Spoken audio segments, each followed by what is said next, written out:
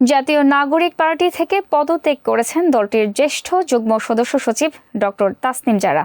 একই সঙ্গে ত্রয়োদশ জাতীয় সংসদ নির্বাচনে ঢাকা ৯ আসনের স্বতন্ত্র প্রার্থী হওয়ার ঘোষণা দিয়েছেন তিনি।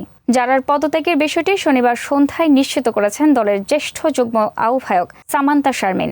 তিনি বলেন, তাসনিম জারা একক সিদ্ধান্তে পদত্যাগ করেছেন, এ বিষয়ে ওনার বক্তব্য আমার কাছে নেই। এদিকে শনিবার সন্ধ্যা ৭টার দিকে নিজের ফেসবুক পেজে দেওয়া এক পোস্টে ঢাকা ৯ আসনে স্বতন্ত্র প্রার্থী হওয়ার ঘোষণা দেন তাসনিম জারা। সংসদ নির্বাচন সামনে রেখে গত ১০ ডিসেম্বর ১২৫ আসনের প্রার্থী ঘোষণা করে এনসিপি। এর মধ্যে ঢাকা ৯ আসনের প্রার্থী হিসেবে তাসনিম জারার নাম ছিল। সবুজবাগ, খিলগাঁও, মুগদা ও মান্ডা থানা নিয়ে ঢাকা ৯ আসন গঠিত।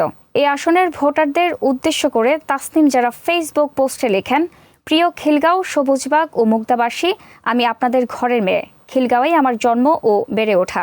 আমার স্বপ্ন ছিল একটি রাজনৈতিক দলের প্ল্যাটফর্ম থেকে সংসদে গিয়ে আমার এলাকার মানুষ ও দেশের সেবা করা। তবে বাস্তবিক প্রেক্ষাপটের কারণে আমি কোনো নির্দিষ্ট দল বা জোটের প্রার্থী হিসেবে নির্বাচনে অংশগ্রহণ না করার সিদ্ধান্ত নিয়েছি। সম্প্রতি নির্বাচনের ফান্ড রেইজিং হিসেবে নেওয়া অর্থ সহায়তাও কিছু শর্ত সাপেক্ষে ফেরত দিতে চেয়েছেন তাসনিম জারা।